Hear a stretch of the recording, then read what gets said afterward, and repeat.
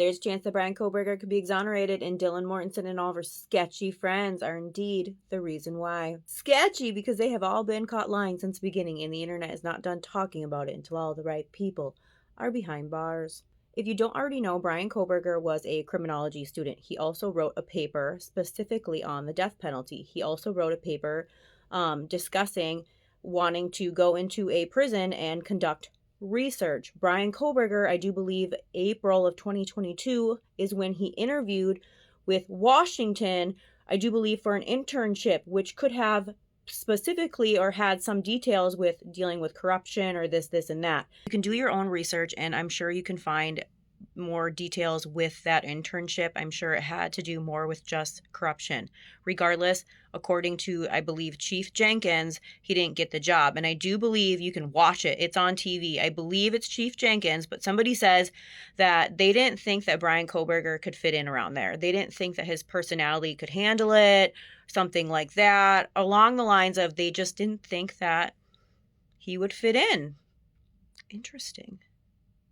I wonder why. So the same criminology student, Brian Koberger, who wrote a paper on the death penalty, who wrote a paper on wanting to go inside a prison and conduct research, is then months and months later found guilty for a quadruple unaliving that they say he committed in under 14 minutes. In under 14 minutes, Brian Koberger walked into the King Road house. He unalived 4 beautiful college students, 100+ stab wounds. You cannot forget that Xana was on her phone at 4:12. So between 4:12, 4:13 in the morning, Brian Koberger had enough time for 80+ stab wounds, and he was still able to get out of the house by 4:20 in the morning. You cannot forget that. He had enough time in 14 minutes for 100+ stab wounds, including a man who stood 6'4", Ethan, extremely athletic. He had enough time to clean the entire blood trail from the stairs going up to Kaylee and Maddie's room. There's also no blood going here, and there. We have actually no idea what door he walked in or out of, but we're going to take Dylan's word for it, and we're going to go with the sliding door because she heard it. Also, there is a boot or a shoe print, whatever you want to say, right next to Dylan's door. Right next to it. So after he was done cleaning and she opened her door, not once, not twice, but 3 times, after he said hello and he was done with everything, including putting Murphy back up there, no blood on the dog, he said, "Goodbye, Dylan," and he walked out of the King Road house in under 14 fucking minutes. Not a scratch on him. No DNA inside that house of Brian Koberger. No trace of those 4 college students inside Brian Koberger's car. They allege that there is touch DNA that matches Brian Koberger that they illegally obtained. Not only did Brian Koberger commit that crime in under 14 minutes and get out of the house without a scratch on him, 5 days later, he goes into the DMV and he's going to change his plates from Pennsylvania to Washington. He is going to change his plates from a state that is further away from the crime, and he is going to change his plates to a state that is 9-10 miles away from where the unaliving happened. 5 days after he committed this crime, once again, he goes into the DMV all happy as could be. Conversation, he's making the girl laugh, smile. He's talking about this, he's talking about that. And then they're talking about the time frame of how long he has to switch his plates because of when he moved there and then when he got his car. But hey, Brian has a valid reason for why he is changing his plates when he is changing them. It just depends whether you want to listen or not. For some reason, people want to focus on the fact that he was wearing gloves. He's a germaphobe. Also, we're in the middle of winter. That is normal. So why Brian? Did Brian already find corruption and he had already given that information to the FBI? I do believe, wasn't it the FBI, please correct me if I'm wrong, wasn't it the FBI who gave Brian's name to Moscow, Idaho? And then was it Sergeant Dilly fucking Dollinghanger, whatever the fuck? And he was like, oh, once we got the name, we really went into it. Please correct me if I'm wrong, but I do believe it was the FBI who gave Brian's name to them. Did the FBI purposely give them Brian's name? What do you think about that?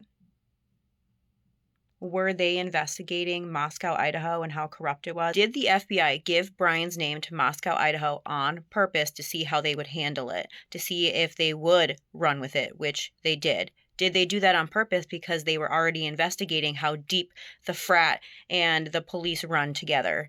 Is that possible? Or did Brian not submit anything to the FBI and the girls from Washington just set him up because he was known as the weird, creepy guy, which is weird to me, in my opinion, because when you're watching this, again, footage of him in the DMV, he seems the conversation is flowing. He seems happy. The girl seems comfortable. Again, that's just my opinion, but they definitely wanted to paint the narrative that he was a loner, had no friends, couldn't carry a conversation. He's carrying a conversation very well. If Brian wasn't the CI, then who was? And I don't mean to confuse you. I will repost the clip so you don't even have to do the work. But when two officers are talking, I don't know if they're talking to Roger Lanier at that point, but you can hear an officer say, one of the victims was a CI. So who, and we don't get to hear anything, of course, anymore of it. So who was the CI? In my own opinion, people keep asking me, I don't really know what to think about it. In my own opinion, I think it could be Kaylee or Maddie. If I had to give my best guess, after all the research I've done. But you guys, this part is open discussion, healthy discussion. Who do you think the CI could be? I have been going back and forth, and again, just trying to use my best, guess after, again, all the research I've put into it.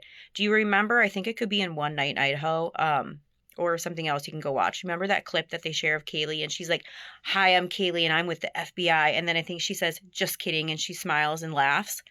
Was she the CI, or was it Maddie? Now, when you're listening to the Ring camera footage, it sounds like, in my opinion, because I've listened to it, you can go listen to it for yourself.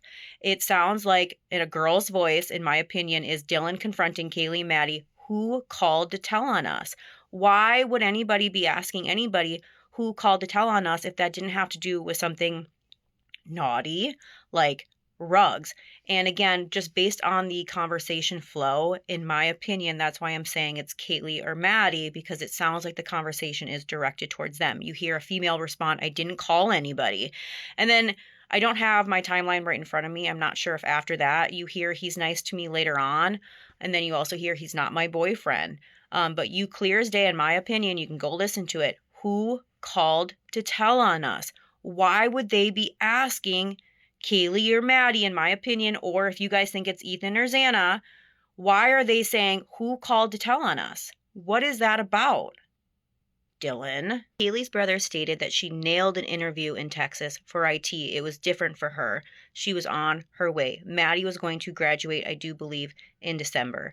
Who do you think the CI was? It was not a quiet night in Moscow. In fact, it was the exact fucking opposite. It was loud, it was active, and the internet is this fucking close to figuring out what kind of exculpatory evidence does Bethany Funk have that could prove Brian's innocence. The same Bethany that can prove Brian's innocence is the same Bethany that got it in writing that if she has to go back to the state of Idaho, she cannot be arrested. Eeny, meeny, miny, mo, catch a sketchy lying blondie by her toes. If she hollers, we'll spare her death row.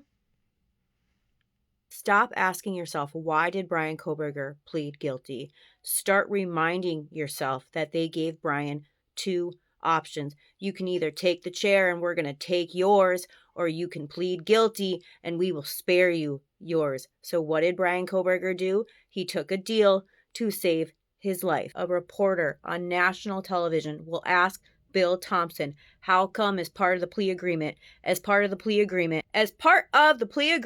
Creepy Hunter Johnson speakerphone on, as part of the plea agreement, how come Bill Thompson did not ask Brian Kohberger or anybody on his team any details about the knife, about the sheath, about this, and that? And Bill Thompson and the judge will almost quote each other, and they will say, how can we be reassured that anything Brian says would be the truth? Which is really interesting, Mr. Judge and Mr. Bill Thompson, because Brian has not said anything other than he's innocent. And we have a girl, Bethany Funk, that has exculpatory evidence that can prove Brian's innocence.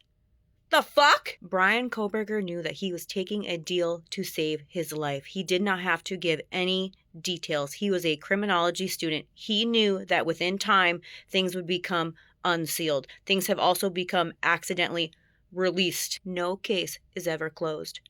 Period.